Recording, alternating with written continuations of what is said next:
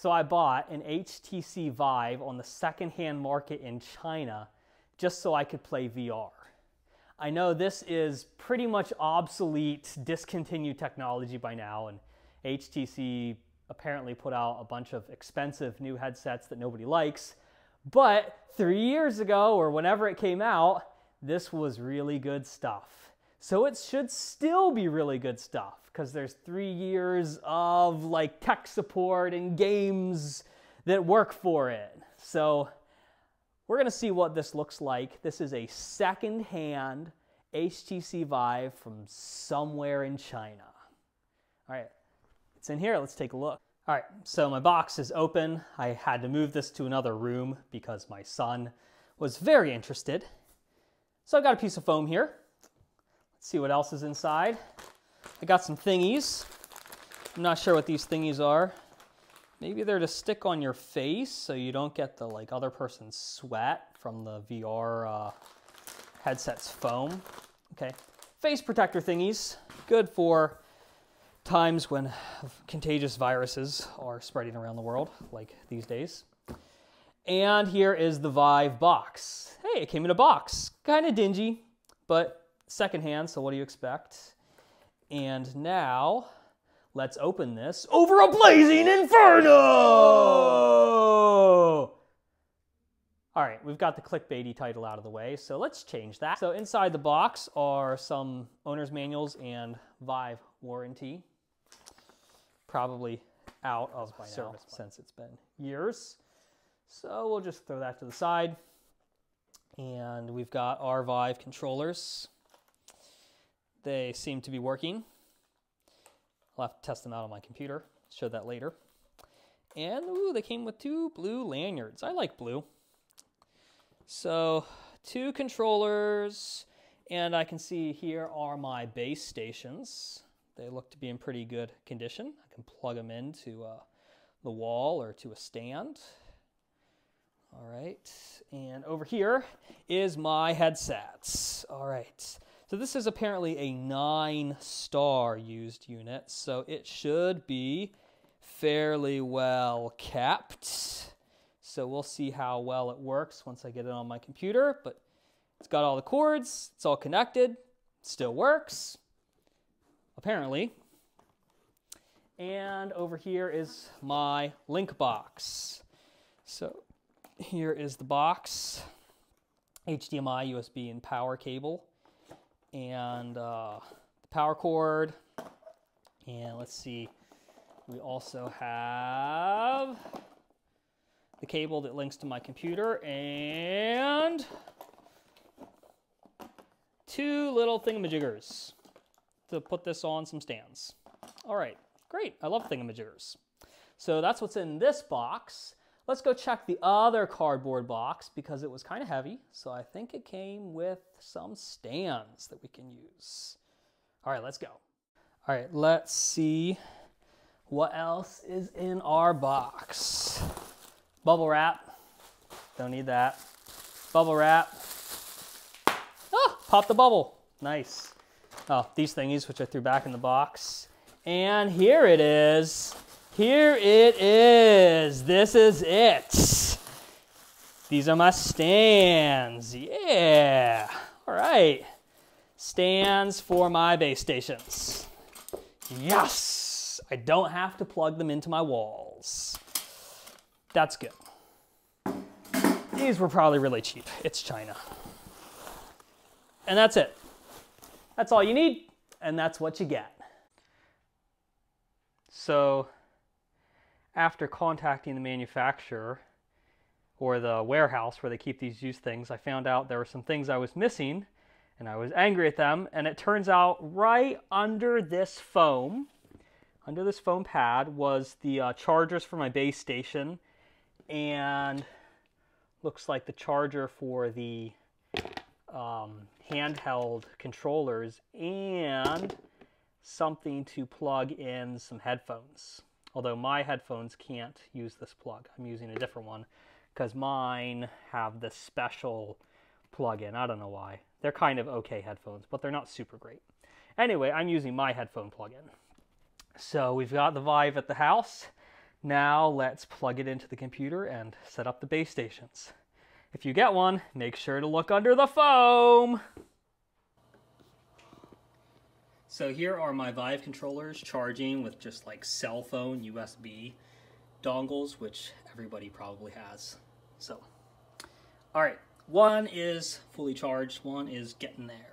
So the cool thing about living in China is hardware like this stand is really super cheap. This little dongle.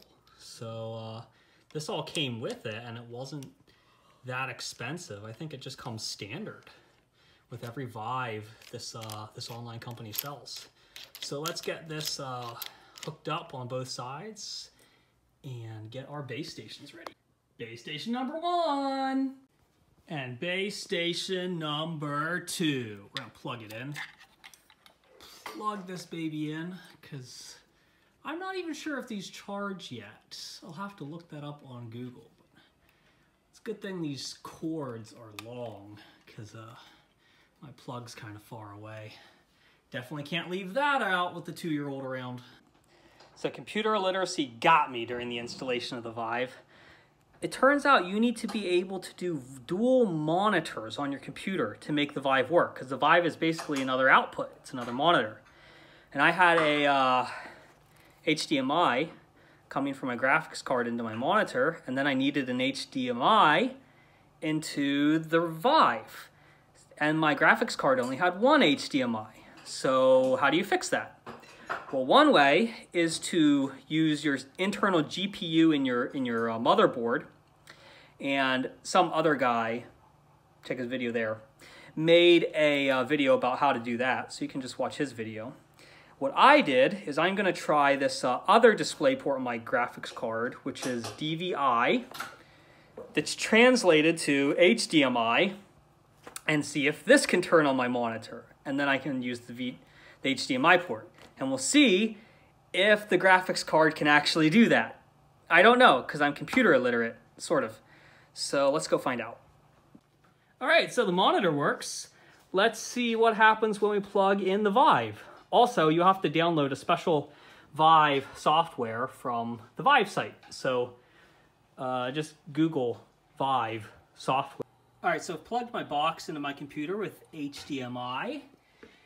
And SteamVR is set up. So I'm downloading this Vive software. I'm opening SteamVR. It says your base stations are not syncing. Please make sure they're set up properly. So let's go look at the base stations. All right, this is a base station which is plugged in, and it's on B. I think without the USB cable, you need to set them to B or C. So let's go check the other one. Is it set to B? No, it is set to A.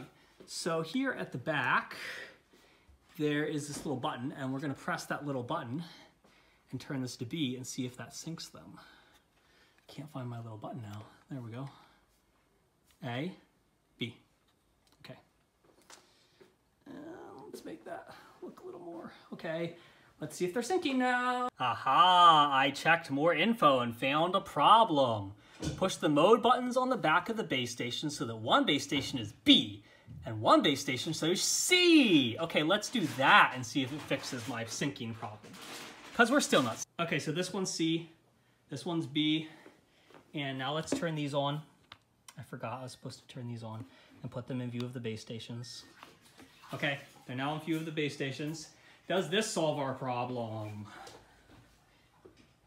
Base station error. There may be something blocking line of sight between your base stations. Okay, dismiss. Let's see, waiting. Okay, so now I had to do this. I had to hold down both buttons on my controllers, put them in view of my base stations, put my headset in view of my base stations, and install a Bluetooth driver that it told me to install. Done. Okay, so now this one is standing by, active, move your controller to wake it up, currently tracking. Okay, so it says controller off. Okay, let's see if just moving it does something. Move. Move. What's wrong with you, controller?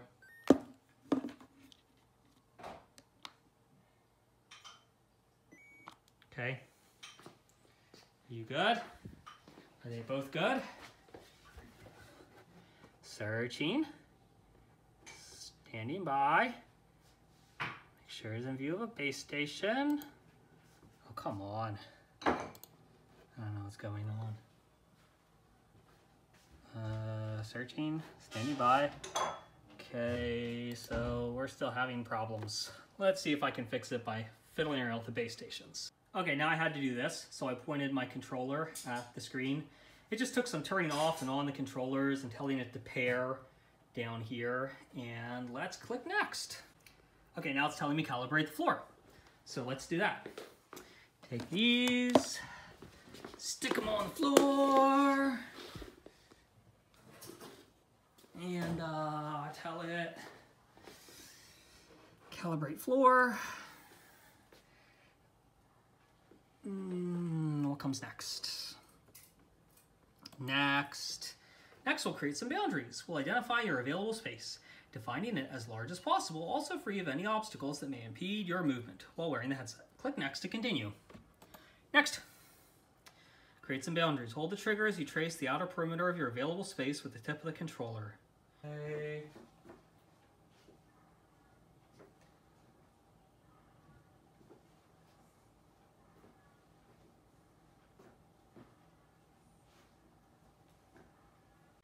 All right, so now I'm supposed to put on the headset to launch SteamVR. So I'm just gonna not have any sound this time around. Whoa, I can see it! Oh my gosh, I'm gonna have VR, woohoo! Oh, it just went off. It's hard to get on with my glasses. That's really uncomfortable with glasses on. Okay, wow, I can see my play space. And all right, so here I am. I'm in virtual reality, dang. Okay, okay, here I am. Woohoo, we did it! I can see this, but you can't, so this is boring for you. So I've got to figure out how to film VR and film myself simultaneously. I'll be back when I figure that out. If you want to see more about creating a VR bungee room setup, check out the making of videos over here. And if you want to see some actual gameplay, you can check it out over here. Thanks for coming around to Dream VR and just have fun. That's what I'm doing here.